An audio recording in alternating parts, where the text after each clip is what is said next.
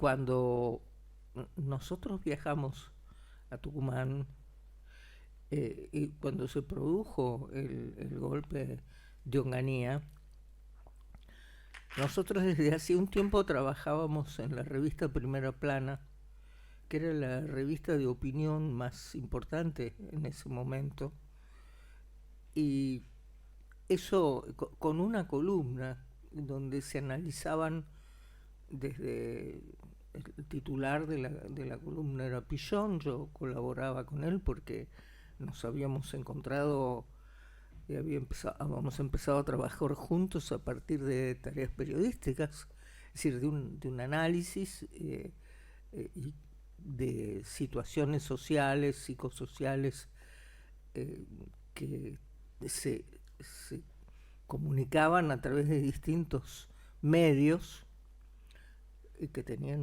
mucha resonancia realmente.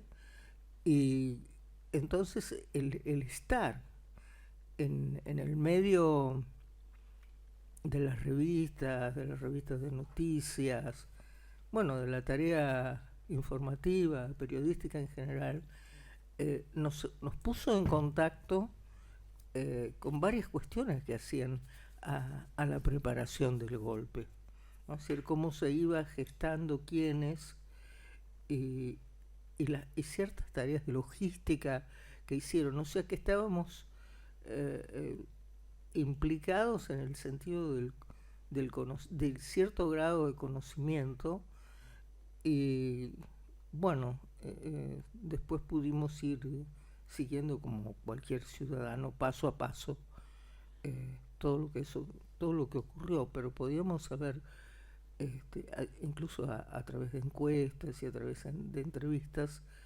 eh, eh, pudimos recoger expresiones de personas bastante cercanas a esa ideología, a los que a los que suscribían y motorizaban mucho la cuestión del golpe. Me refiero en particular a esa línea de pensamiento que se había desarrollado en la Iglesia Católica, que fue el cursillismo, que era la contrapartida de otra línea que se venía desplegando desde los 54, 55, que era un poquito más, que era la línea del Papa Juan XXIII, que era una reforma muy profunda. Claro, lo de Medellín fue clave para Exactamente, América, y ¿no? estos eran sus antagonistas, que venían a restituir Claro.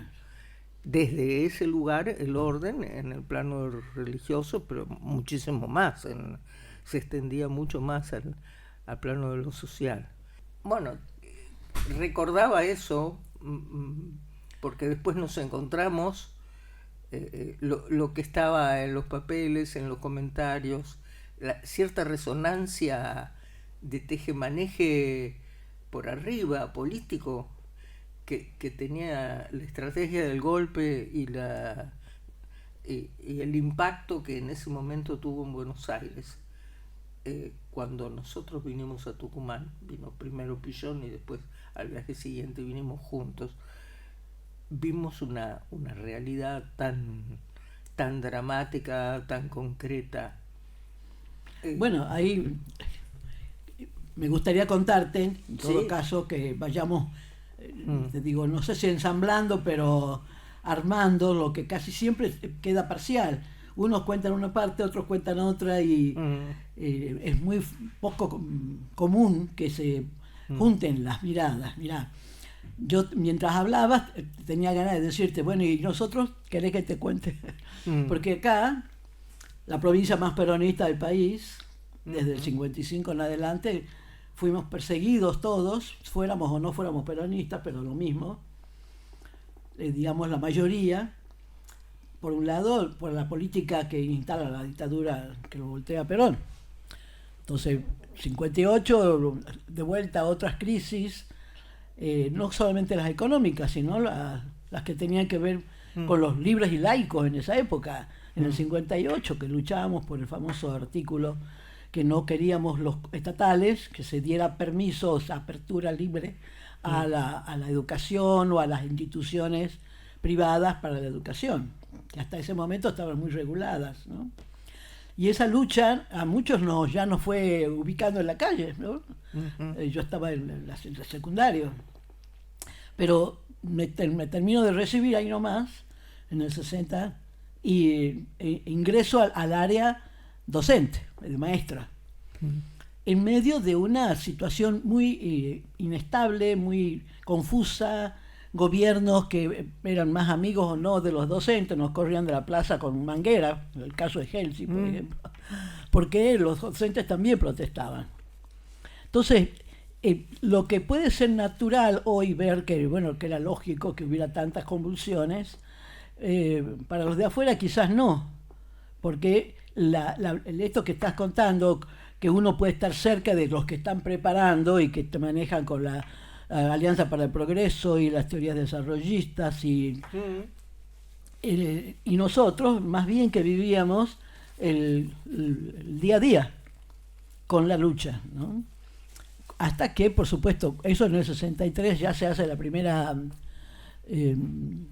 marcha del hambre azucarera, ¿no? A Tucumán, a la plaza, una gran movilización, y de ahí en adelante nunca cesaron las situaciones. Entonces, creo que el hecho de la organización de un golpe de Estado como el que lideró Onganía tenía que ver con la entrega económica de Argentina de una manera nueva, porque nos vendían que la cosa del monocultivo no era lo mejor. Les pasó a Mendoza, el monocultivo de la viña era malo, había que cerrar el giol o diversificar. O sea, ese mundo, nosotros, ¿cómo te podría...?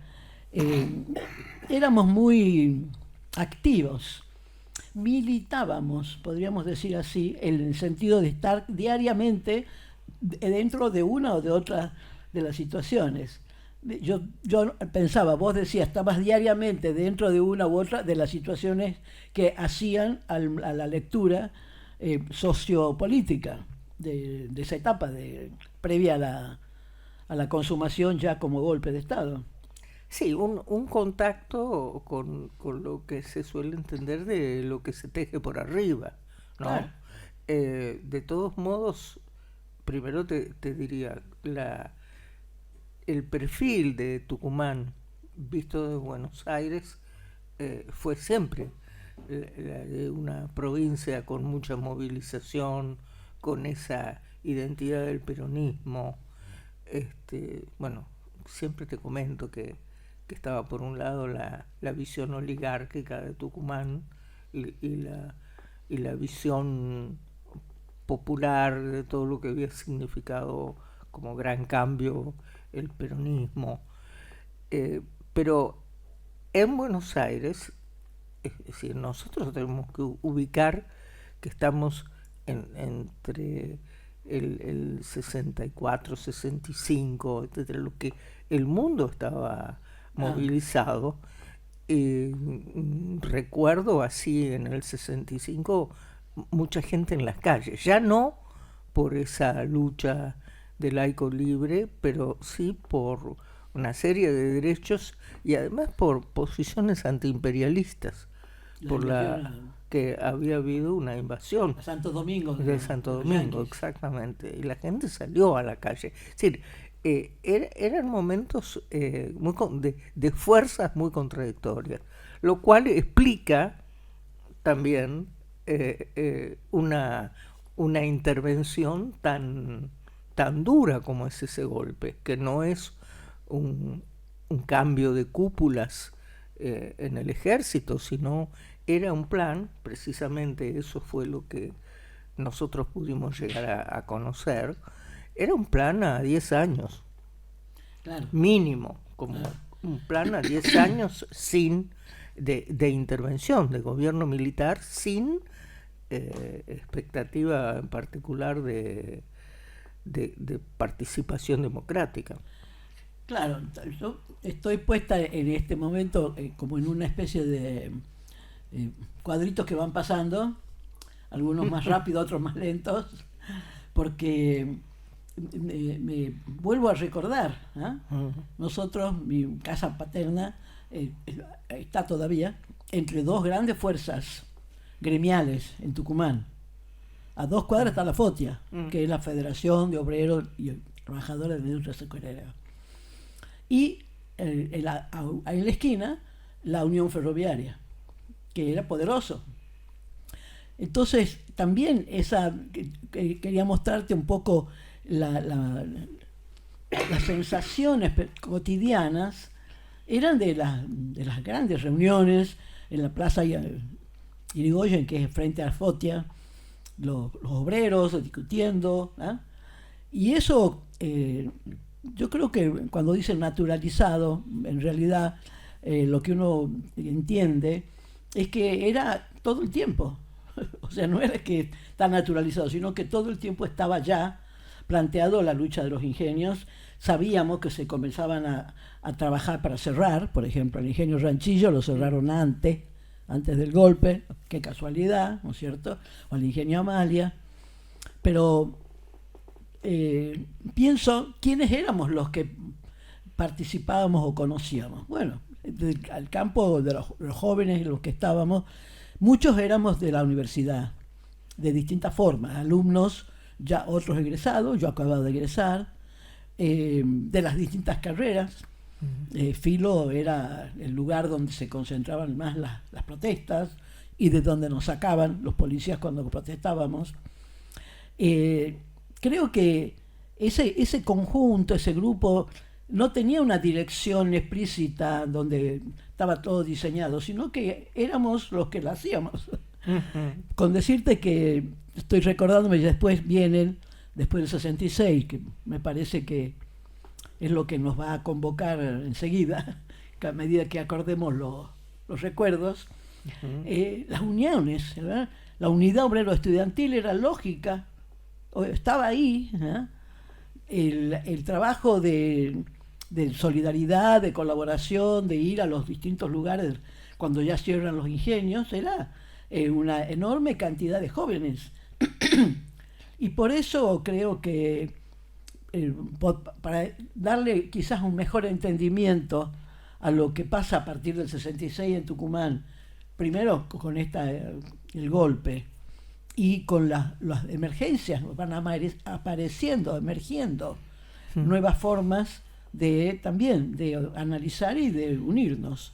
Y en eso, bueno, yo creo que la fundación de la escuela, la llegada de Pillón, fue, como diríamos, como los mejores momentos de la historia. No fueron preparados, sino que fueron, en todo caso, tomados o aprovechados en una circunstancia de gran,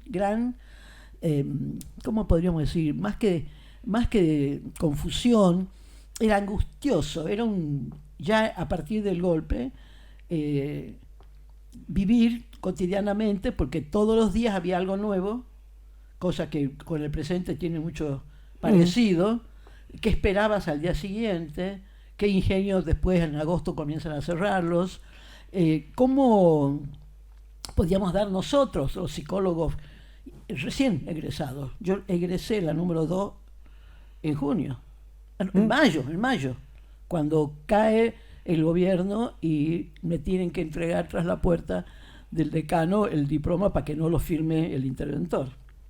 Entonces, ese vivirlo así, creo que dio lugar a que nosotros contribuyamos de alguna manera a dar también una recepción y un sostén a estas preguntas o a estas cosas que traía gente de Buenos Aires como ustedes, con otra mirada, no diferente, sino una mirada más conceptual, más de análisis. Y nosotros creo que en verdad muchos de los integrantes de esos grupos iniciales éramos mucho más activos, hacíamos, y sobre eso actuábamos. Sí, Josefina, si nosotros lo hemos conversado muchas veces, pero vale la pena reiterarlo, si pensamos la historia, el desarrollo de la psicología social, la que planteara Pillón, la que es nuestra línea de pensamiento, vamos a encontrar que cómo se articulan distintas problemáticas, distintas cuestiones para indagar, ¿no? Como hoy indagamos el padecimiento, la fragmentación, la vulnerabilidad, el antagonismo, tantas cuestiones, el individualismo exacerbado, radicalizado, luchando contra otras fuerzas.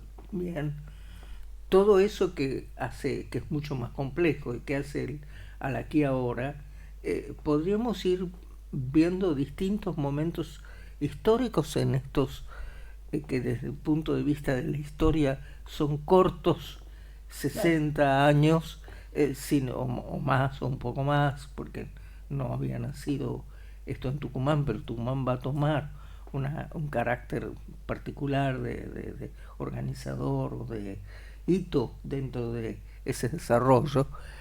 Entonces podríamos ir viendo cuando distintas etapas, ¿no? Desde lo que significa el nuevo orden mundial, lo que significó la dictadura, si los distintos momentos, cómo nos plantean distintas cuestiones en las que se juega el hacer, ¿no?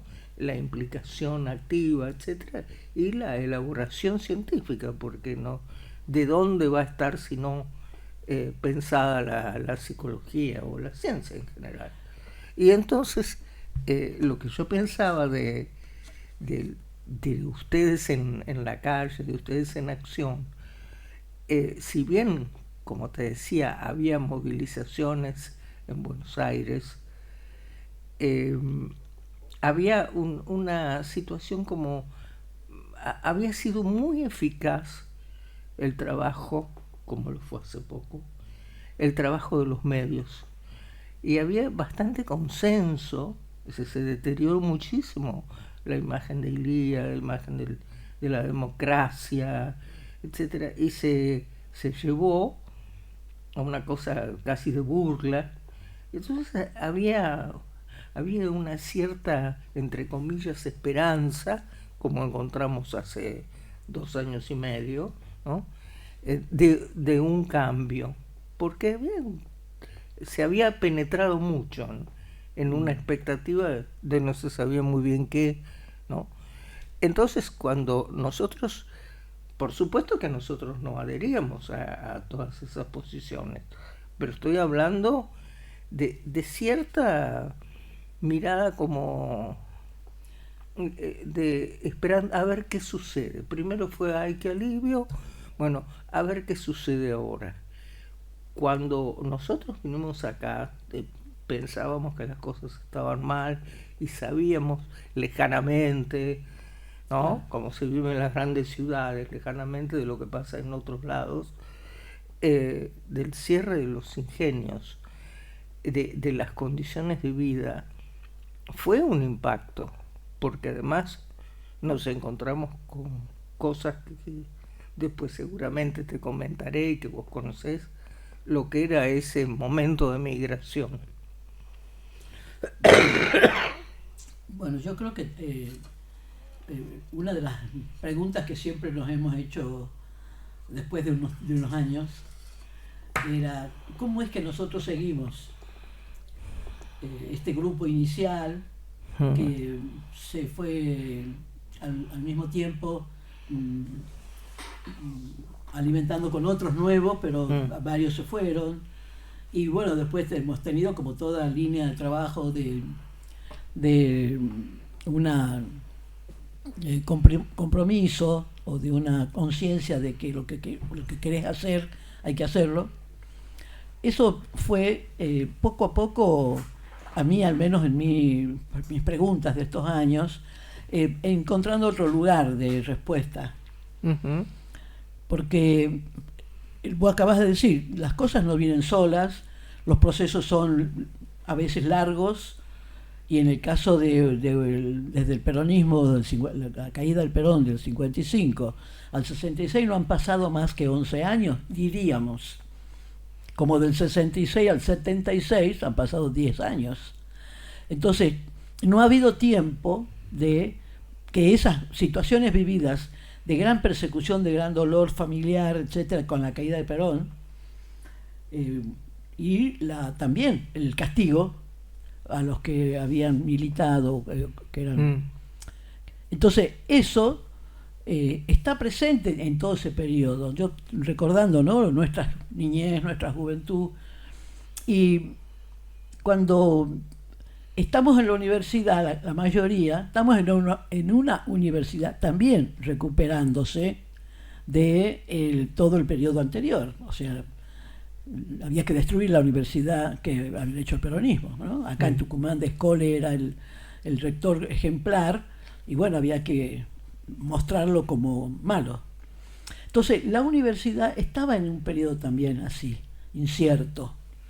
Incluso nuestra formación era mucho más tradicional, más humanística, la de los psicólogos, junto en filosofía, a la vez la carrera. Entonces, también sentíamos que nos faltaban cosas, que no estábamos preparados para esto que teníamos todos los días, ¿no? Entonces, yo recuerdo que bueno, después te puedo contar el encuentro con Pillón, porque ahí vos no has estado. No. Pero has estado en tantas otras después. Pero ese primer encuentro hizo que algo que de lo que él hablaba nos parecía que nos estaba dando respuesta, aunque no le hubiéramos hecho la pregunta específica. Pero cuando nos preguntó por qué nosotros le decíamos a él que queríamos que nos diera algo, clase, conferencia, que le íbamos a acercar, nosotros le dijimos porque no sabemos qué hacer. Las herramientas, los instrumentos académicos no nos dan la posibilidad de hacer algo por esto que vivimos, no solamente cada uno, sino lo que veíamos. En Tucumán en esa época, a 4 cuadras, ya estaba el barrio, y estaba el campo, y estaban las cañas y los ingenios. O sea, no era... Y pensando en los otros ingenios de los otros lugares de Tucumán, todos los pueblos generados alrededor del ingenio. Por lo tanto, las luchas eran de todo el pueblo, no solamente los obreros. Bueno, ahí está la situación con Hilda Molina, por ejemplo, ¿no? Sí. Entonces, esa primera pregunta de Pillón hace que nosotros también tengamos que precisar qué es lo que el malestar, qué es lo que nos duele, qué es lo que nos pone mal. Y yo me acuerdo mucho, no sé si inmediatamente, pero antes del 70, debe haber sido 69, que está plagado de actividades acá, había un congreso, entonces en Mar del Plata, de psicología social, escúchame, sí. Todos queríamos ir. Entonces, pero lo interesante es que ese congreso, que también tiene su anécdota, nosotros teníamos que llevar algún trabajo. Entonces, sí. Él nos dijo, Pillón, bueno, hagan trabajos. O sea, el incentivo, especie de confiar en que nosotros lo íbamos a hacer, porque éramos nosotros y Pillón, punto. Nos alentaba a que recurramos a cosas muy importantes, ¿no? Como otras líneas, otras escuelas, otras disciplinas. Y me acuerdo que nosotros había una cosa que se difundía en ese congreso, era que acá, en el norte, lo que había era resistencia al cambio, que es lo que Pillón nos estaba enseñando. Y entonces salíamos a buscar la resistencia al cambio donde estaba.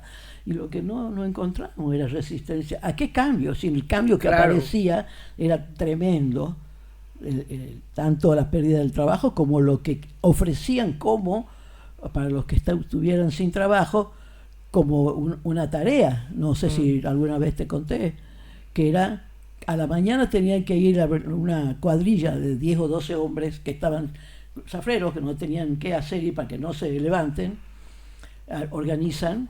El operativo Tucumán era tremendo. Organizaban este tipo de actividades. Salían a las 6 de la mañana a cavar una zanja, una acequia, se dice acá, de, qué sé yo, 5 cuadras. Y los hombres trabajando, haciéndola.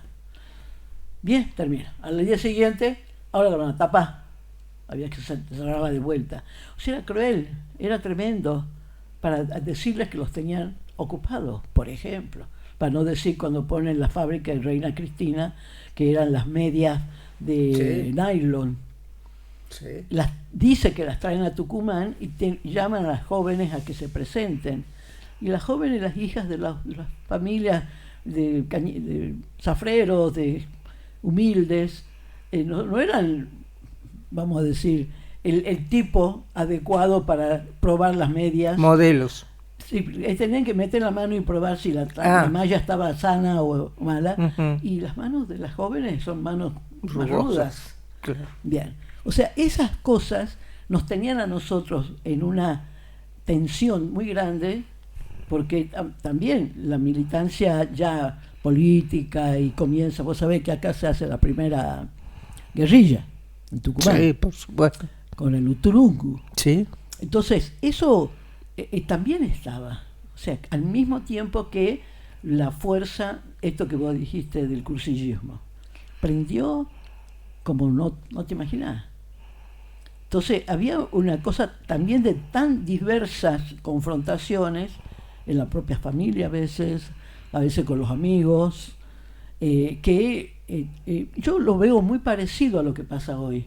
Sí. Donde por ahí cuando dicen no sabes con quién estás hablando, ¿no? Que después lo reeditan en la década siguiente los genocidas ya directamente. Acá era como, era disciplinarnos, pero no ponernos a optar.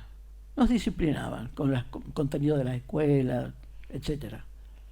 Pero mirar hoy cómo fue esto, uno no lo puede mirar mientras está haciéndolo, eso es cierto, no ve el contexto total, pero sí mirar hoy lo que había conseguido ese proceso de 10 años de la caída de Perón hasta el 66, es también pensar que por algo, o sea, con justa razón para los que dominan, había que tapar, no había que desconocer. Por ejemplo, en la matanza de Plaza de Mayo, en junio, ya cumplió 60 cuántos años ya, no llegaba, como vos decís, que a la capital no llegaban todo lo que pasaba acá. Llegaba un eco, llegaría una situación de, bueno, qué bárbaro, mirá cómo pelean, o qué sé yo, pero para acá, Tucumán, lo que pasó en la plaza, para nosotros que éramos familias medias, no fue tan significativo. O se ocultaron los 200 muertos. Josefina, en Buenos Aires se ocultó eso y se había estado a cuadras, a metros de ese genocidio, de ese bombardeo sobre el pueblo. Comprendo eso. Ahora sí, vos dijiste algo que es ¿cómo continuamos? ¿Cómo fue que esto se continuó? Y yo diría, por ahí es medio romántico, pero yo creo que hubo un enamoramiento mutuo, ¿no? Es decir, un encuentro, como la vez pasada pensando en la trayectoria de Pillón, Pillón siempre le tocó por suerte en su vida estar en el lugar adecuado en el momento justo, y esto va desde ser un francés que nace en Suiza y viene a pasar su infancia y adolescencia en el Chaco y Corrientes, empieza medicina en Rosario, luego va a estudiar a Buenos Aires, vive en la misma pensión que Roberto Art, que lo convoca a que lo acompañe en su exploración de la vida cotidiana y en los comentarios. Se encuentra con todo ese mundo cultural que bullía, porque además en ese momento era un momento muy revolucionario en lo político, estamos hablando de la década del 20, en lo político, en lo cultural, en el arte, en las costumbres, etc.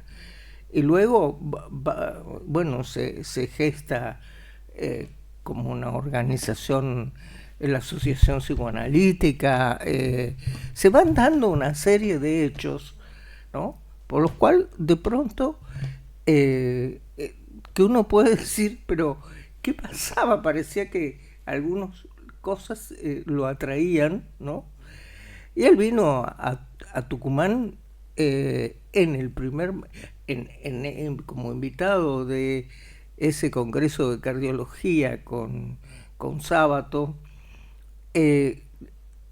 vino porque había venido a otros congresos en Tucumán, de psiquiatría, etcétera, vino.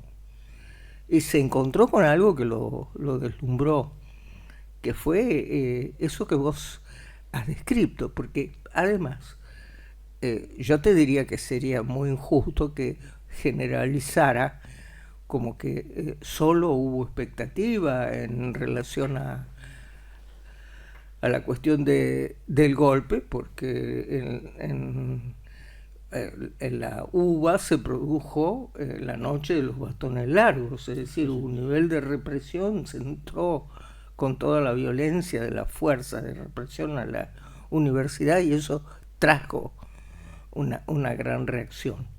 Y ahí se empezaron a mover las cosas y es un momento casi coincidente, es decir, que claro, donde va a pasar por el mundo más intelectual una posibilidad de reacción diferente. Entonces, ¿qué es lo que encuentra Pillon? Que por otro lado, ese haber ido, ese estar en el lugar de, por ejemplo, de los puntos de atención en el campo de la salud mental.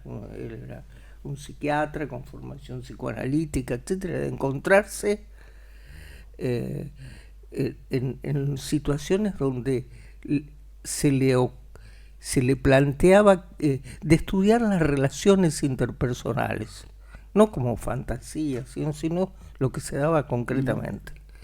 Y desde allí empezar a trabajar sobre la idea de vínculo, sobre la idea de grupo familiar, y a partir de lo de grupo familiar, vínculo, y a partir de su experiencia de haber transitado claro, desde la cultura guaraní a la francesa y a la porteña, etcétera, la pregunta de cómo juega el orden social en lo subjetivo, claro, ¿no? Y entonces creo que desde ese background él se iba replanteando, pasa más de una década replanteándose acerca de su concepción, ¿no? Replanteándose en ciertos conceptos que son fundantes hoy de la psicología social, ciertos conceptos que entraban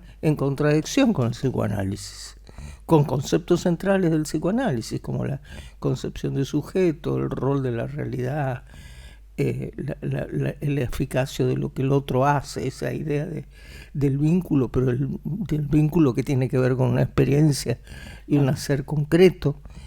Y entonces se estaba replanteando también algo que estaba haciendo no solo en su práctica terapéutica, sino en su práctica docente, que era la escuela de psiquiatría. Ajá. Que era la escuela de psiquiatría social destinada a psicólogos ya existía la carrera hacía tiempo, y a médicos que buscaban una orientación en psiquiatría. Entonces, pero esa estructura ya no le estaba dando respuesta. Es decir, él buscaba algo más, buscaba todo el saber, claro, toda la experiencia y todo lo que se produce en la vida cotidiana, ¿no? Y lo que se produce desde distintos roles sociales. Estaba pensando un rediseño de la escuela de psiquiatría, en realidad un cierre de esa escuela, y abrir una escuela con otra postura, que él decía abierto a todo el que estuviera vivo. Vivo no quiere decir con pulso, etcétera, sino vivo como inquieto. Bien. Y ahí se respondía a todo, a que en ese momento donde, a pesar de, bueno, ¿qué va a pasar aquí? ¿Qué va a pasar con este nuevo gobierno? Es un gobierno fascista, decíamos unos cuantos, y otros es bueno, pero a lo mejor hacen algo, ¿viste? A lo mejor hacen algo sin explicación. También había una enorme inquietud porque en la Argentina queda en América Latina y América Latina estaba conmovida por una revolución y en el mundo había grandes cambios y grandes innovaciones. Todo eso resonaba y había una gran movilización de búsquedas de respuesta, pero de preguntas y búsquedas de respuesta. Lo que pasa es que lo que sucede en Buenos Aires en general, por ejemplo la Escuela de Psiquiatría, era algo mucho más instituido, y lo que se planteaba Pichon era una cosa mucho más abierta e instituyente. Y lo que él estaba imaginando y fantaseando seguramente se movió cuando se encontró con ustedes. Y además se encontró con algo que esta especie de transhumante de distintos escenarios que era Pichon, se encontró con algo que tenía mucho arraigo en él, a pesar de que todos lo consideraban un francés, sofisticado, argentinizado, etc., se encontró con una provincia, que es un lugar donde él se crió, no Tucumán, sino Corrientes, ¿no? Se encontró con ese otro modo de vida, con todos esos roles e inquietudes, mucho más complejas que las de Corrientes, Tucumán era otro estilo. Y yo creo que ahí él se sintió profundamente conmovido, y conmovido por las preguntas de ustedes, y motivado por la posibilidad de ese encuentro. Y a lo mejor de empezar a desplegar, tanto en Buenos Aires como acá, esa nueva modalidad de trabajar en psicología, de formar en psicología. Claro, yo creo que una de las cosas que, pensándolo, ¿no? Éramos muy heterogéneos también el grupo que se acercó a Pichon.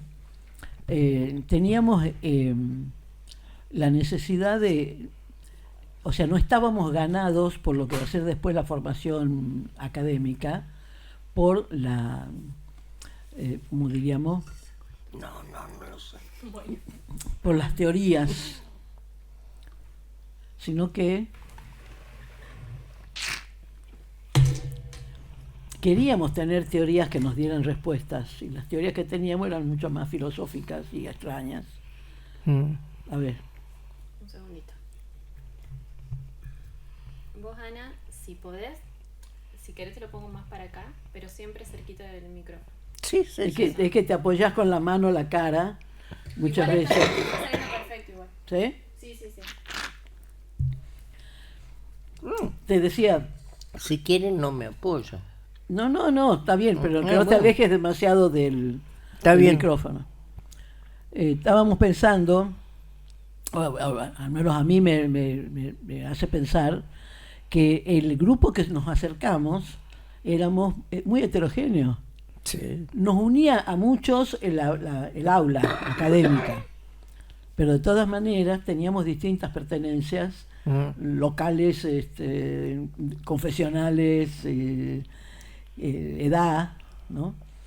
Y una de esas creo que debe haberle resultado a Pichon bastante más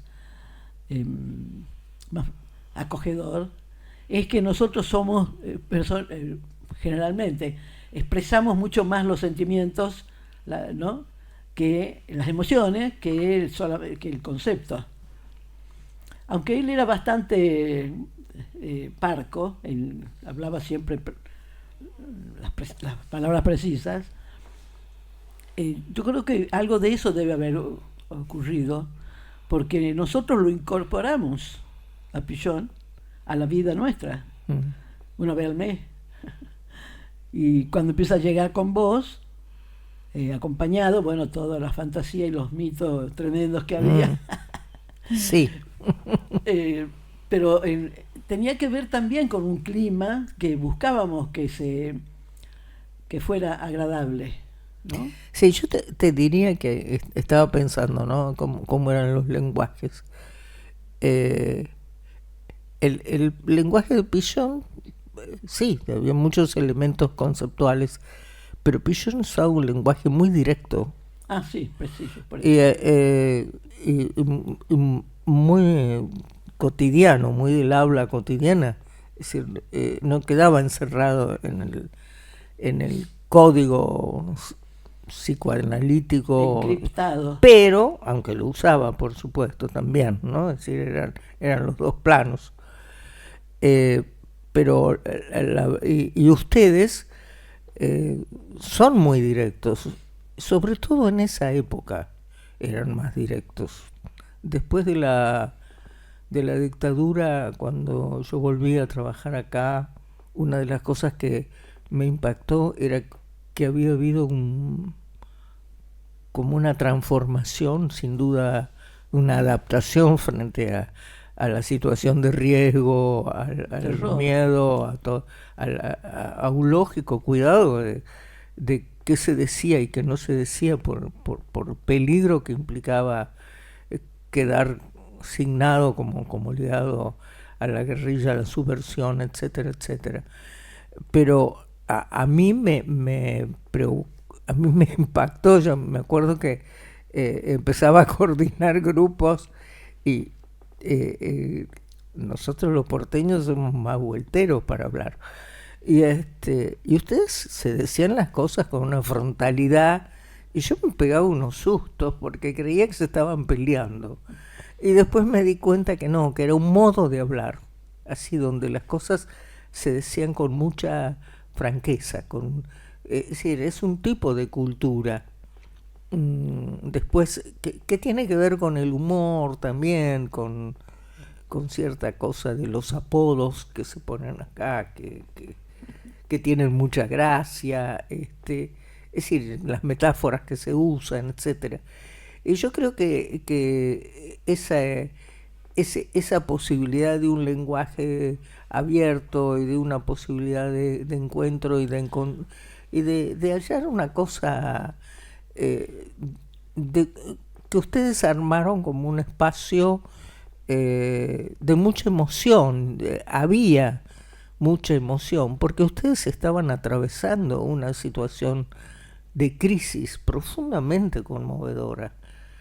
Nosotros ahí veíamos más claramente objetivado lo que es una crisis. Ustedes la vivían, la protagonizaban.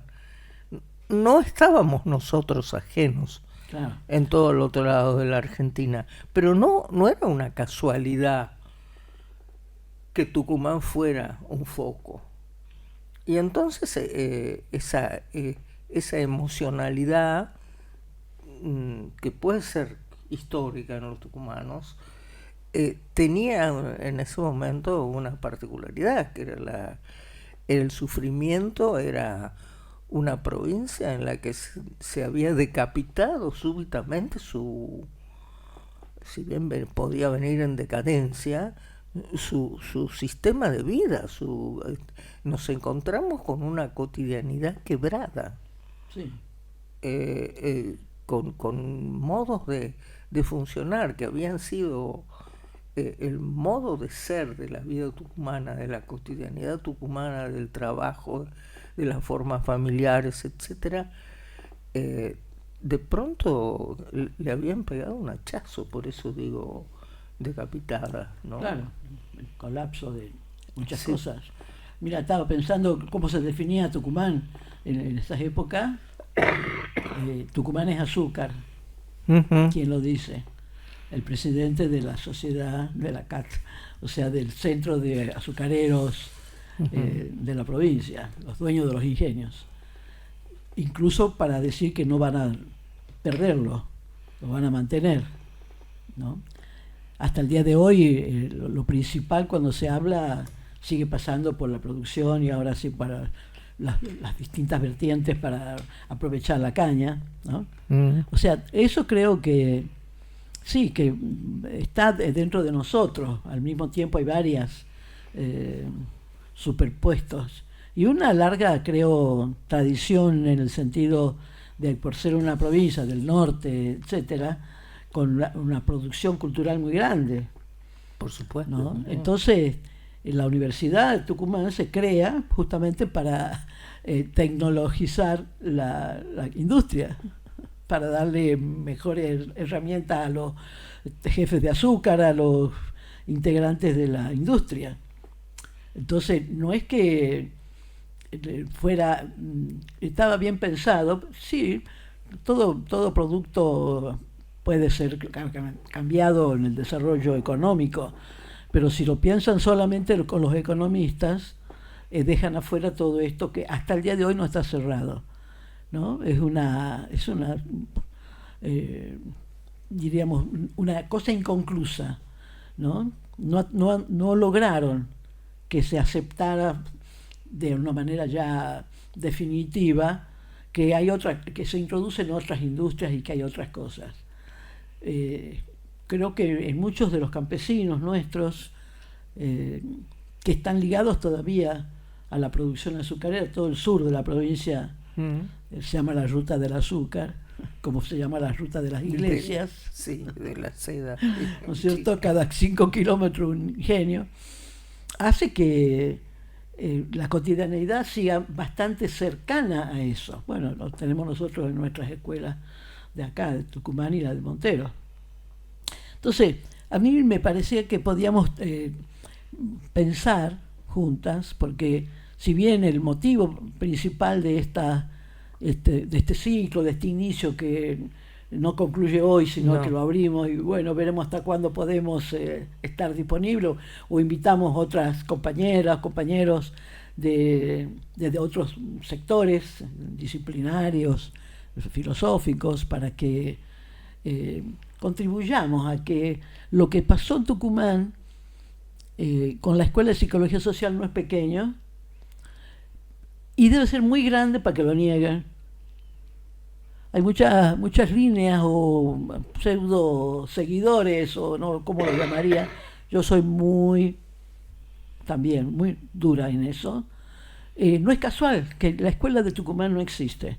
No es la escuela de Tucumán, la escuela que fundó Pichón de Tucumán hasta el 71 estuvo viniendo. Hasta el día de su muerte era nuestro director en Buenos Aires y vos asumiste esa dirección. ¿Por qué será que para varios de los sectores que llamaríamos que quieren continuar o que quieren mostrar una psicología, no sé de qué tipo, ahora la veo más marketinera y comercial que muchas otras, que ponen empresas para enseñar alguna cosa, no es casual.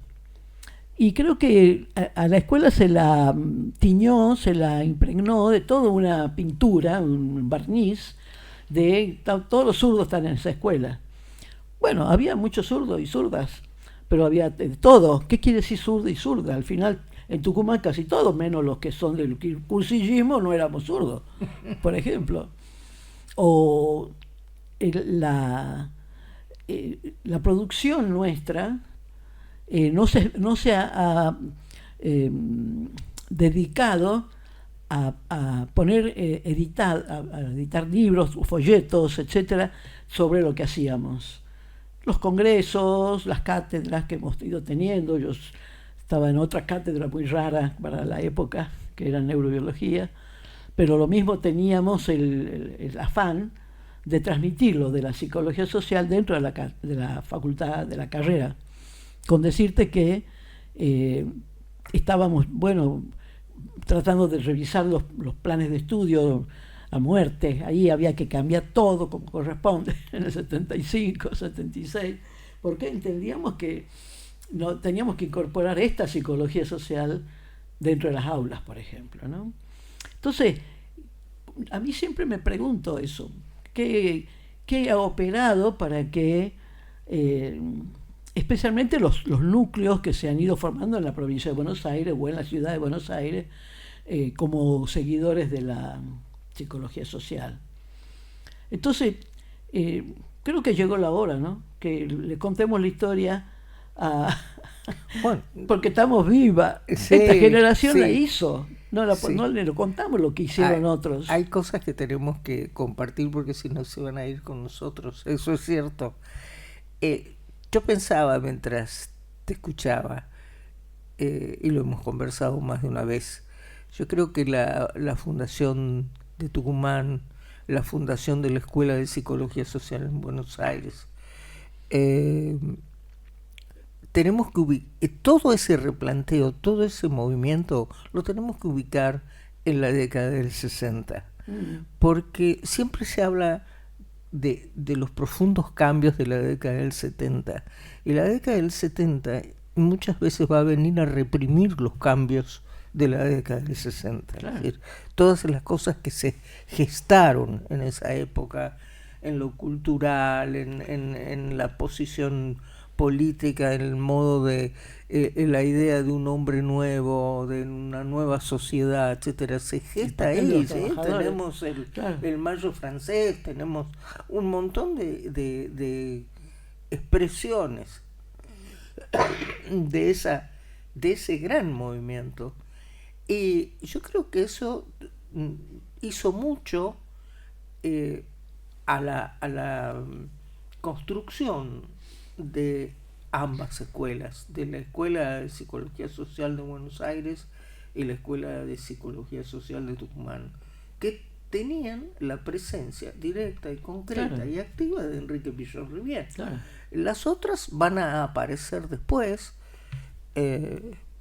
incluso van a aparecer, hay esfuerzos muy interesantes hechos en distintas partes del país, pero también han aparecido, hubo un momento en que había postdictadura una gran demanda de formación en psicología social, y ya no estaba Pillon, pero yo me acordaba de una frase que él decía de vez en cuando, es: lo peor que nos puede pasar es que la psicología social se ponga de moda, porque para alguna gente la cuestión se puso de moda,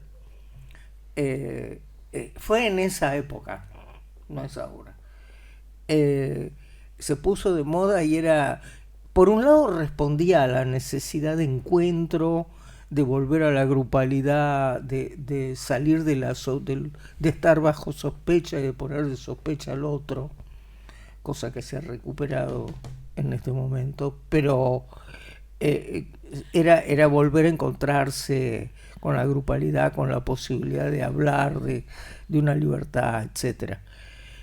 Pero también hay quienes vieron una beta de negocios, y eso se va a expresar obviamente en la línea teórica y en la práctica y en cómo se compromete las personas que tienen esta formación con la realidad, cómo se posicionan, cómo interpretan el mundo y cómo leemos estos procesos históricos y leemos la subjetividad de hoy. Yo te diría, ¿con qué conceptos, con qué concepción se lee eso que pasa, ¿no? Creo que por ahí también entró. Yo creo que va siendo tiempo, que nosotros siempre nos hemos, ¿cómo diríamos?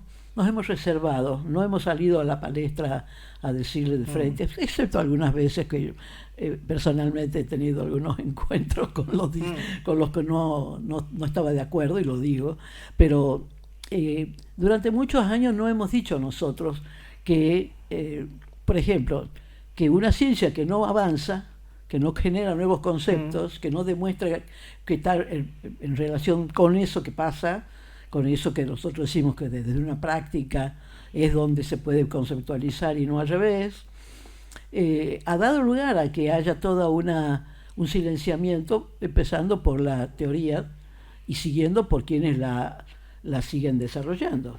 En el caso que asumís vos, la continuidad de la dirección, porque todos te decimos que lo hagas, no es que solita al lado del féretro uno le promete eterno cumplimiento y lealtad a alguien, sino que vos asumiste eso entendiendo que no era fácil, que no venía en un momento tampoco que era fácil, porque era un momento al año de la dictadura. O sea, todo esto creo que para muchas personas sería muy bueno, muy sanador, como dicen ahora, descongestionar algunos conceptos o ideas o sentimientos que tienen hacia una teoría que se apoya firmemente en la realidad que vive.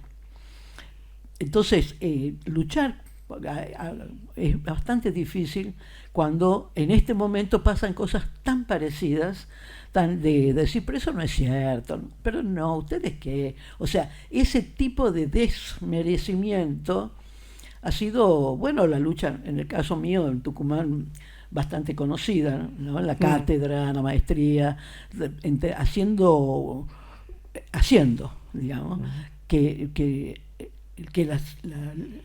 el desarrollo de la psicología social, que viene ya hoy conjuntamente con varios más, y no está solo vos a cargo de plantear por suerte. Menos mal. Hay que terminar ese libro, Ana.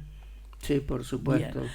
Entonces, eso que hoy veo, creo que es momento también para ayudar a que barramos un poco las arenas que tapan y se pueda compartir.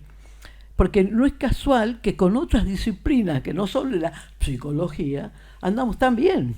Así es. ¿No es cierto? Con la antropología, con aspectos de la economía, que analiza la realidad de una manera diferente, o en los que se han hecho cargo de que aprendiendo la psicología social también la pueden con ella analizar al área de la ciencia que estudian, ¿no? Desde las llamadas ciencias duras hasta la sociología.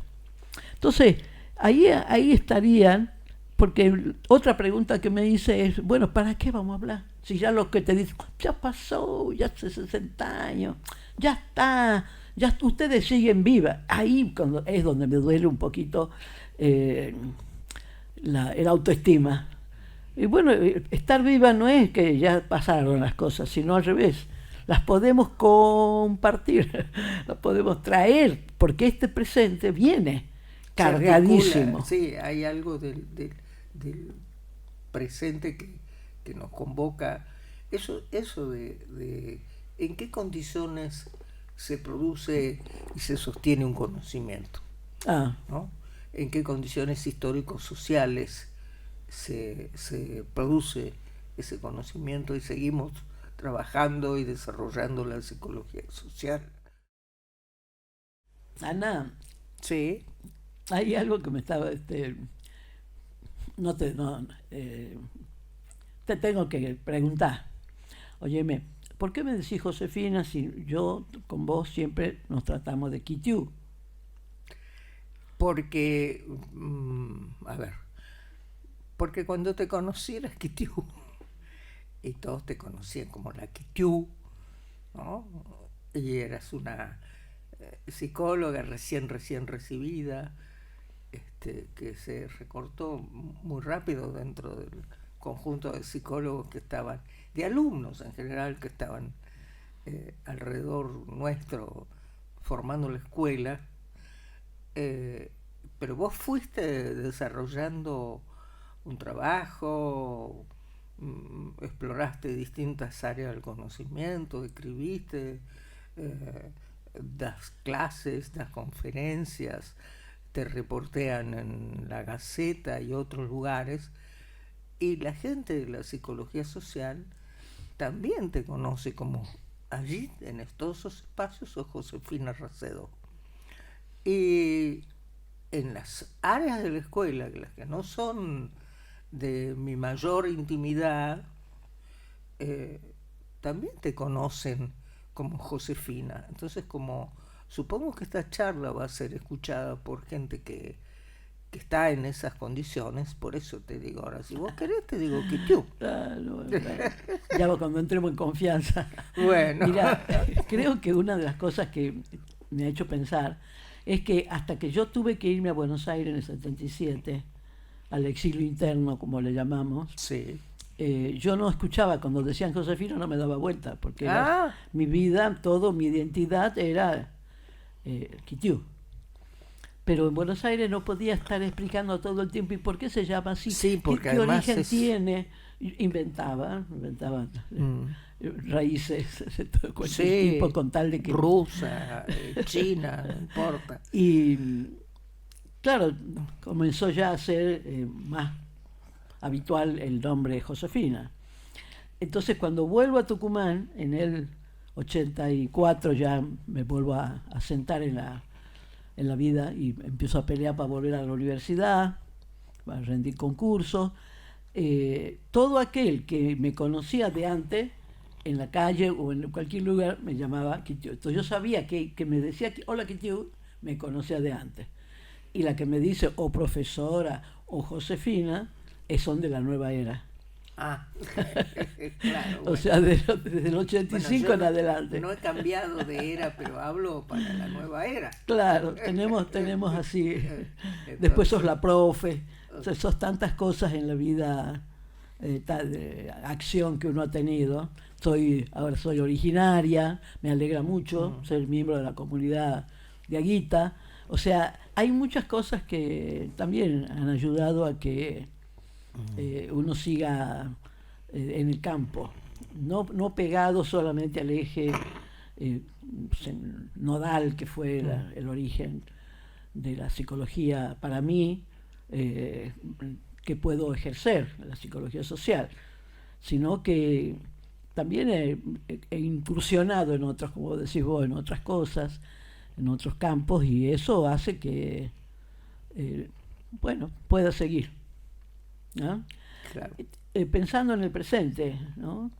Muchas veces nos dicen, bueno, ya ustedes cómo vivían, qué eran, y no nos preguntan cómo estás, qué sos ahora. Entonces yo creo que una de las cosas importantes es que no hay muchos de la generación nuestra que dicen que la de los 80 somos la primera generación en un contexto que debe ser de Occidente, que hemos superado eso del descenso de la pirámide, queda en la cúspide los poquitos que llegan a superar determinada edad. Hoy hay una enorme expansión, sí, y especialmente en nuestro país también, la mejor calidad de vida que han dado los buenos gobiernos que hemos tenido ha hecho que haya elevado esta promedio de vida, ¿no? Entonces podemos contar y hablar con tranquilidad y no solamente tratando de quedar bien. Y una de las angustias actuales, así como yo te decía al comienzo, las angustias que nos acosaban como jóvenes en un momento de haber perdido referentes, y peor después, en la década del 70 fue peor, porque se fueron o los murieron a los de la edad de uno. Entonces, esa etapa creo que no siempre se habla, nunca se trata de ver. Yo tengo una frase tuya, cuando volvimos a empezar de nuevo en el 85, cuando abrimos la escuela nuevamente, que tenías, la pregunta era, ¿por qué ustedes hablan en pasado? No hablábamos en presente. No, perdóname, hablábamos en presente y no del pasado.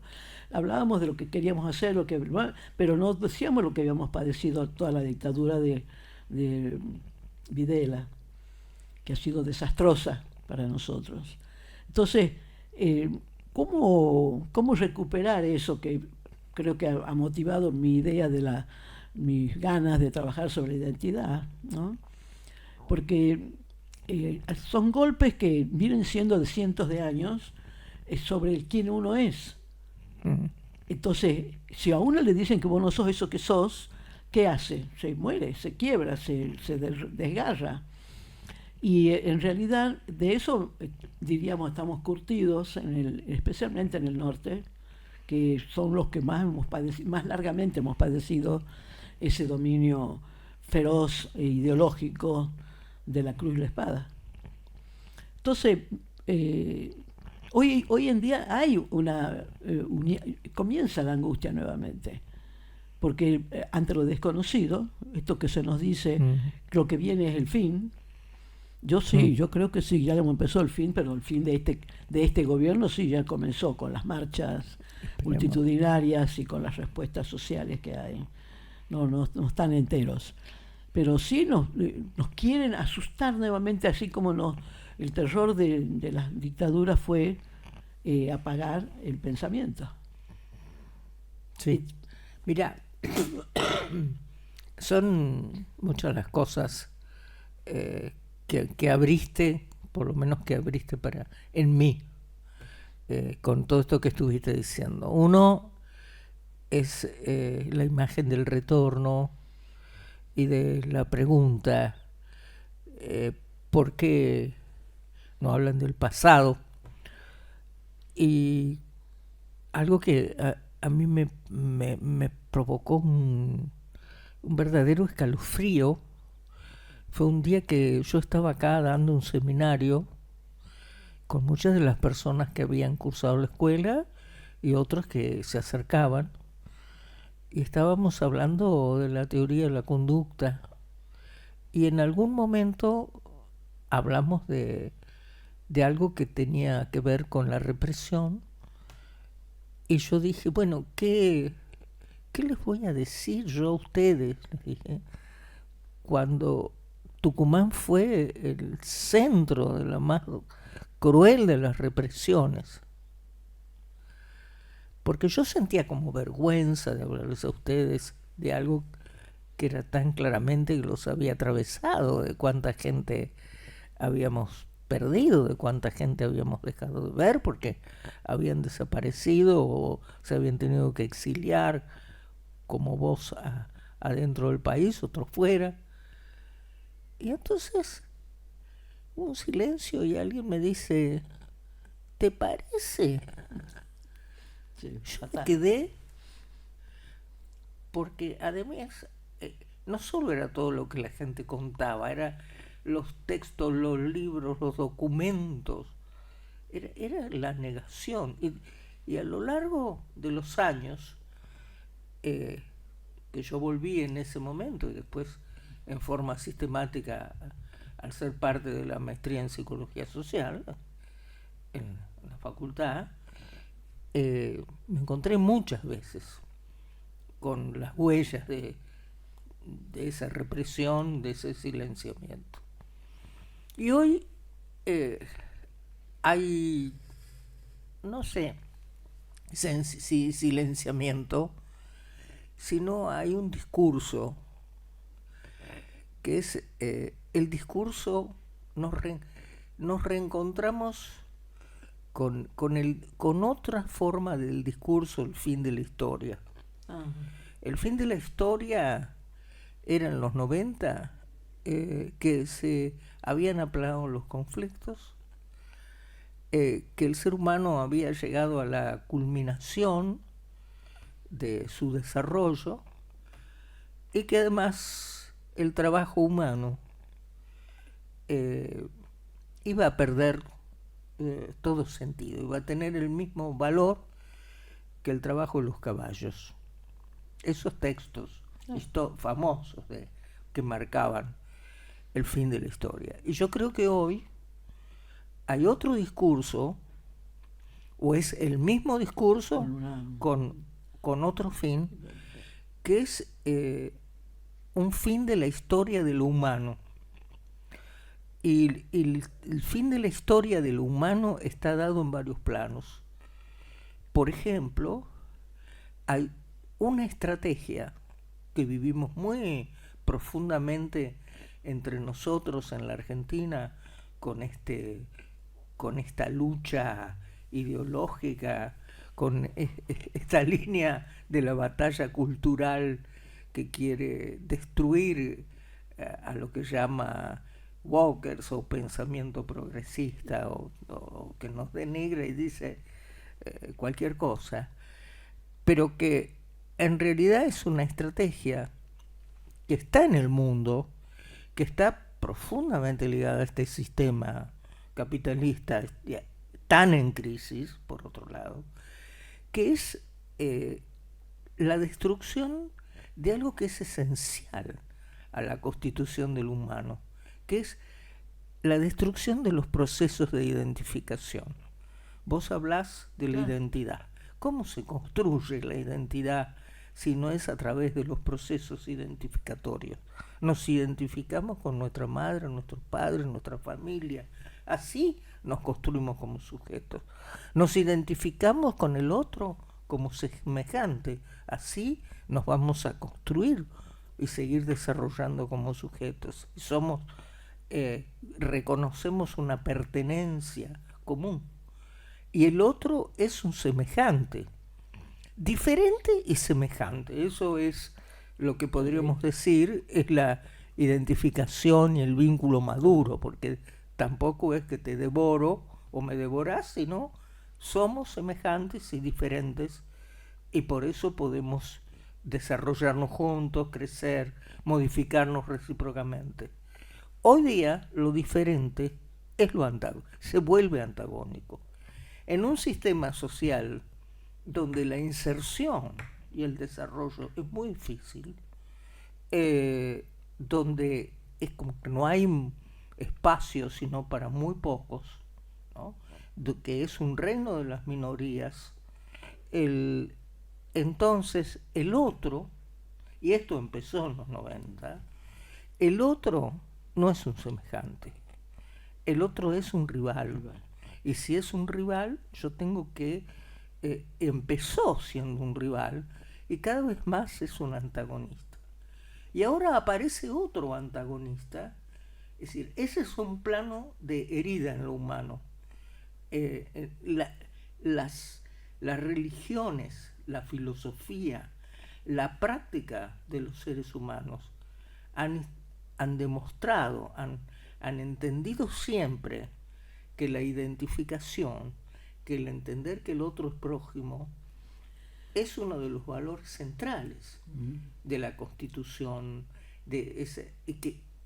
que da coherencia a esa necesidad recíproca que tenemos los seres humanos unos de los otros para poder existir. Y que eso es una cosa que se silencia, ¿no? Que parece que el mundo social es lo dado, pero no, se va construyendo en forma permanente. Entonces, ese plano del otro semejante, del otro con el que me voy a encontrar y me voy construyendo en su imagen y nos vamos reconociendo, ese es un plano de las desidentificaciones, la ruptura, el quiebre de las identificaciones, es un plano de destrucción del humano. Y aparece entonces otra idea, que es la idea, yo dije otra vez el apocalipsis, porque ¿qué es lo que aparece? Que lo humano también va a desaparecer, porque vamos a ser sustituidos por la tecnología. Y poco a poco vamos a dejar de tener sentido como seres existentes. Entonces, en este momento son dos grandes fantasmas. Lo que pasa es que el efecto de esos discursos, de esos planteos, de esa ruptura de las identificaciones, de esa seducción de lo tecnológico y esa perversión permanente de la sustitución de lo humano por lo tecnológico. Y no estamos en contra de la tecnología. Estamos en un tema que es actualmente muy, muy presente, que es quién regula la tecnología. Bueno, ahí viene. ¿No? Cómo se ejerce el poder sobre esa tecnología. Pero entonces en esa situación se crea un plano de incertidumbre, de padecimiento, que nosotros, los psicólogos sociales, que somos trabajadores en el campo de la salud mental, estamos posicionados e inquietos para poder no solo superar nuestros propios padecimientos, sino también acompañar en el tremendo padecimiento, en el tremendo malestar, porque las organizaciones que investigan estadísticamente la cuestión de la salud nos hablan de un 35% de la población con padecimientos psíquicos, habla de la depresión, de los trastornos de ansiedad, de las adicciones, pero hay algo que registramos día a día, que es un malestar que está tan ligado a los sentimientos, al efecto del individualismo radical, pero además al sentimiento de soledad, de desamparo, de vulnerabilidad, de falta de sostén. Bueno, yo creo que estas son las cosas que hoy nos convocan. Nos convocó algo que tenía mucho que ver en la década del 60, pero en un mundo donde las contradicciones eran mucho más flagrantes y donde había mucho más claramente proyectos también alternativos. No estoy negando la existencia de proyectos alternativos. Tampoco digo que los procesos identificatorios han desaparecido, pero a lo que estoy refiriéndome a que hay tendencias a instalar el individualismo, la absoluta indiferencia, la cosificación del otro como un valor moral, ¿no? El de yo me construyo a mí mismo. Entonces todas las fantasías omnipotentes, etcétera. Bueno, todo eso está sobre la mesa. ¿Y qué genera? ¿Genera salud o genera una alteración del aprendizaje de la realidad? ¿Genera sufrimiento? Bueno, a eso yo creo que estamos desafiados. Creo que, por supuesto que no es muy tranquilizador, a pesar de que sea más amplíe un poco las posibilidades de generar, como decía el Pillón, planificar nuestra esperanza. Y también retomo la noción real de la indignación para lograrlo. Creo que te escuchaba y se me parecían la década del 90, cuando el inefable gobierno de Menem decía que todo lo que venía ya era algo superado, no había más fronteras, no había espacios donde unos se diferenciaban de otros porque todo estaba comunicado a la globalización.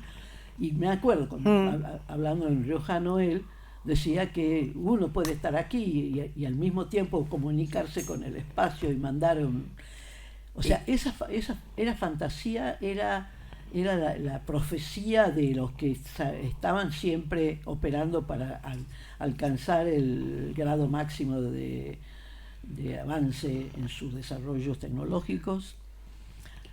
Creo que también se les escapa de las manos, pero para mí, quería centrarme en esto, eso me motivó a que también peleáramos desde la psicología social por esto de que no desaparecían las identidades, porque él hablaba de las identidades como la innecesariedad de que fuéramos diferentes, ¿no? Nosotros siempre hemos tenido la imagen históricamente, o sea, aprendiendo historia, de cómo la patria grande, soñada por Bolívar, San Martín, los grandes precursores de la libertad real y no individual, ¿no? Creo que esa noción de la patria grande a mí me provocaba muchas veces pensar, ¿cómo vamos a hacer para que compartamos tan disímiles culturas y formas de vida y geografías y todo lo que aparecía, ¿no? Me costaba mucho pensar en el hombre nuevo, me costaba mucho pensar en la posibilidad de que pudiéramos estar unidos, ¿no? Claro, porque me faltaba la otra parte, que era descubrir quiénes eran los que nos sometían. Con los españoles era más fácil. Todos los americanos éramos contrarios al imperio español.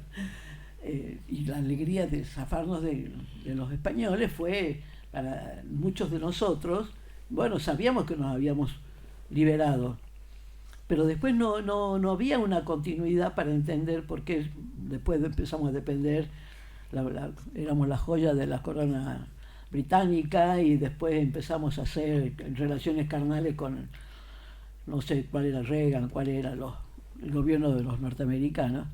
Entonces, poner esa parte que falta es muy importante, porque es justamente lo que nos hace personas, ¿no? Hombres humanos, políticos, ¿no? O sea, humanos que planificamos nuestra vida, ¿no? Y eso es una de las cosas que están en este momento siendo cercenadas todos los días, ¿no? Con que no aparezca se la borra, no se la menciona. Se ha hecho un mundial tremendo. Anoche hemos disfrutado porque somos argentinos y somos felices. Pero esta cosa que es una parafernalia, no sabés qué es. Y uno elige solamente el horario que jueguen, porque todo lo demás es un espectáculo, además muy grosero, no es delicado, no es artístico. Entonces todo lo que están motivando, y además que se haga el mundial en el corazón del lugar que ha expulsado a millones de personas que han ido a vivir, a trabajar, a gestar su vida, su familia, con impunidad, y que todavía nosotros estemos buscando cómo lo vamos a hacer retroceder. Y todo esto al simultáneo es lo que más, creo, nos exige, como decimos nosotros, nos interpela a los de una disciplina como la psicología social, que trata de dar cuenta de lo que pasa. Nosotros tratamos de dar cuenta, no es que damos cuenta porque sí, y para eso analizamos, hacemos nuestra investigación, escuchamos y proponemos. Y estamos ahí, somos parte de eso, pero creo que no ilusionarnos con que la certeza de nuestras aseveraciones va a resolver lo que está pasando, sino que necesitamos otro tipo de situaciones que, además de conocer por qué está pasando lo que avanza, cómo lo paramos y lo convertimos en su contrario. O sea, está bien que los consuman ellos, o sea, que se autofagocitan en sus propias casetas que les dicen que son las nubes. No, vienen a comprarnos el agua, ni siquiera a comprarnos, a llevársela, a destruirla, y todo lo que les hace falta. ¿Para qué les hace falta? ¿Qué es lo que nosotros tenemos que entender? Y eso fue, creo yo, el eje por el que durante tantos años no hemos salido, no hemos dejado, no hemos ido a otro lado, no hemos elegido otra manera de pensar, manera de abordar, de investigar, sino que al revés. Al menos nosotros hemos ido haciendo lo que nos hemos quedado con esta percepción de que si no lo trabajamos no se resuelve. Es que, bueno, tenemos una capacidad que es no entender que las cosas se acaban, sino que se acaba un proceso y vienen otras. Eso es muy lindo. No es tonto, no es bobo, sino es entender que el próximo proceso se apoya en el anterior, pero es otra cosa nueva. Y nosotros somos las que podemos decirles, es verdad, después de los 60 parece que no venía nada, porque derrotaron, ¿no? Al mismo tiempo que las luchas, pero las derrotaban. En los 70 parecía que nada se podía hacer. Sin embargo, en los 70 hasta el 83 hemos sido los que hemos seguido haciendo mover al mundo. Y después de eso parecía que, bueno, ya está 100 años de democracia. Y bueno, sacarle un cero y las tiene que sacar más, porque no ni siquiera los 10 años de democracia ha llegado. O sea, hay un tipo de percepción que es, hagamos lo mejor ahora a aquello que ya fracasó, lo hagamos un poquito mejor.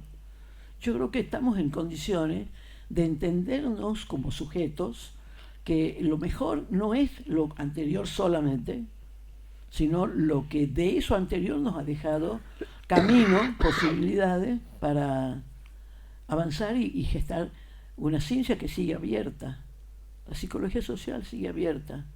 ¿Cuántos son los conceptos nuevos que nos han permitido entender lo de los 70, entender lo de los 80, entender lo de los 90? ¿Los mismos? No, en absoluto. Es cierto, no pueden ser los mismos, pero son aquellos puntos de arranque con los que hemos llegado a entender lo que nos pasó en los 90. Se fue entramando con otros conceptos, con otras líneas, además a partir de distintos problemas. Es decir, la verdad que hay algo que nuestro marco conceptual, ningún marco conceptual puede ser así si pretende ser orientador de ciertas transformaciones de la realidad, no puede ser cerrado. Es decir, tiene que estar permanentemente abierto, permanentemente autoexaminándose en el sentido de el interjuego idea-realidad, y además teniendo en cuenta que las ideas no cambian la realidad. Las ideas orientan y surgen a partir de la realidad. Yo ahí me acuerdo, nosotros estamos hablando de Pillon, pero me acuerdo de algo que me conmovió, de un gran maestro latinoamericano, del que yo tenía ideas un poco opuestas, en el sentido del efecto que habían tenido sus ideas en la Argentina en el periodo del 72, 73, 74 y la represión, etcétera. Estoy hablando de Paulo Freire. Y conversando sobre lo que había sucedido en la Argentina en principios de los 80, que tuve la oportunidad de empezar a tener interacción con él, él dijo, así con mucha pasión, ¿no? Dijo, yo era idealista en el sentido filosófico, ¿no? Yo creía que las palabras cambiaban la realidad. Y muchos, se refería a la represión que había en la Argentina en el periodo de la dictadura, muchos de los que trabajaron conmigo, a mí me asombraba porque ellos tenían una convicción muy fuerte sobre eso. Y todos pagamos, ellos pagaron con su vida, yo pagué con el exilio. El creer que las palabras solamente cambian la realidad, y la realidad no se cambia solo desde las palabras, se cambia desde los hechos. A partir de allí yo asumí que realmente era un maestro.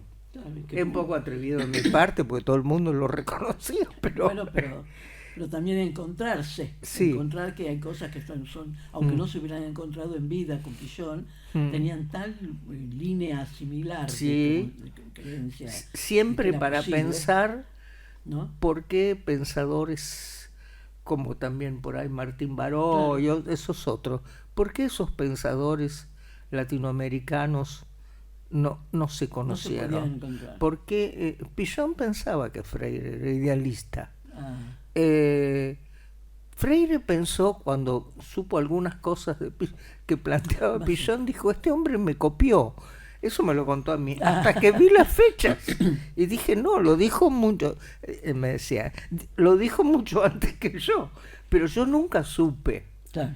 Porque la fragmentación de nuestros países también se expresa en la cultura. Claro, estabas más cerca de Europa que de Brasil o de México. Creo que este no es un desencuentro, sino que también da constancia, afirmación, a que los procesos sociales, cuando son leídos y vividos de manera real, gestan gente que con su pensamiento, su tarea, con sus relaciones, pueden ofrecer el cambio y lo nuevo, ¿no?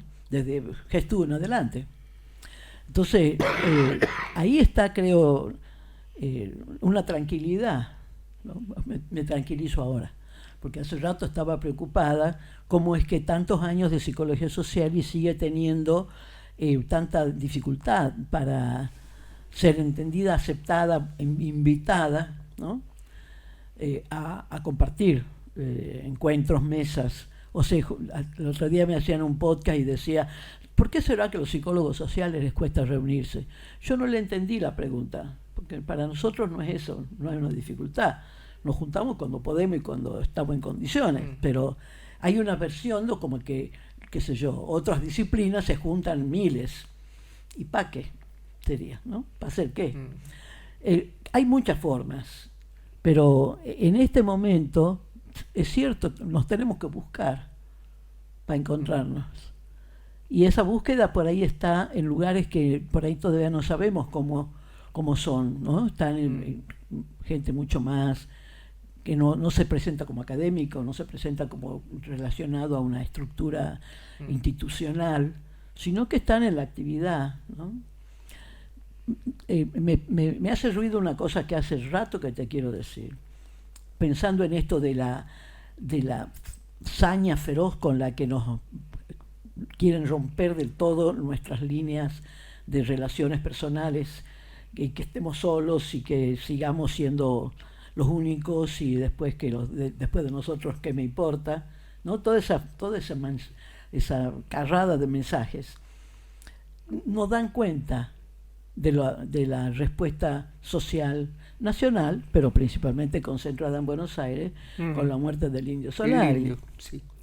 ¿No? O sea, si no hacemos un análisis, todavía no lo hemos hecho desde la psicología social, creo, estamos ahí conversando de rato en rato, pero eso que ha sucedido expresa mucho más que un descubrimiento para muchos argentinos de la masividad, de la adhesión y de la seguimiento que se tenía en sectores tan difíciles, tan vulnerados, tan pobres, como un eje, ¿no? A la par de todos los otros que llenan 4 veces el estadio de River o qué sé yo.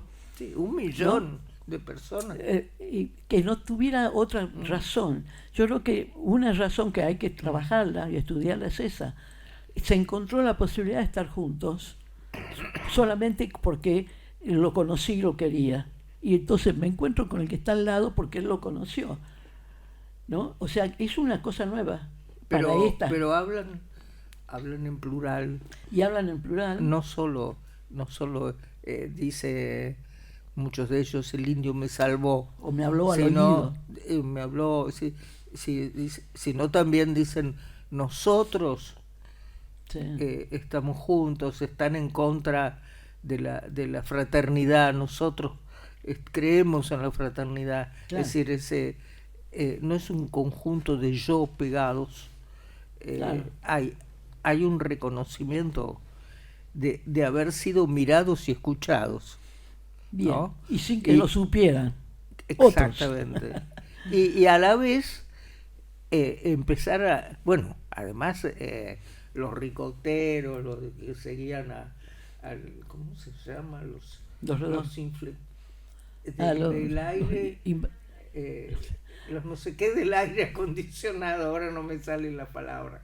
Es decir, los seguidores del indio tenían estructuras pero eso fue una explosión donde fue, además el hecho de transgeneracional, ¿no? Es decir, ¿qué es lo que hay en todo eso? Y además hay otra cuestión que es la solidaridad del día a día. Envejecer es muy complicado, pero hay cosas que te muestran el envejecer. Por ejemplo, yo tengo una serie de dificultades y todo el tiempo en la calle a mí hay gente que me ayuda, que me ofrece la ayuda, quiere que la cruce, quiere esto, quiere aquello. Yo no, si necesito pido, pero me asombra esa contradicción entre ese movimiento contra las identificaciones y ese acto solidario que encontrás en la calle. Y a mí me parece que desconocer estas cosas y no señalarlas es agregar a la tristeza, a la sensación de impotencia, a la pérdida de esperanza, ¿no? Y me parece que tenemos que pelear contra eso. Yo creo que vamos a seguir por un tiempito más. Bueno, sí, por supuesto. Cuanto más nos ayuden, mejor. Vamos a tomar otro mate juntas. Bueno.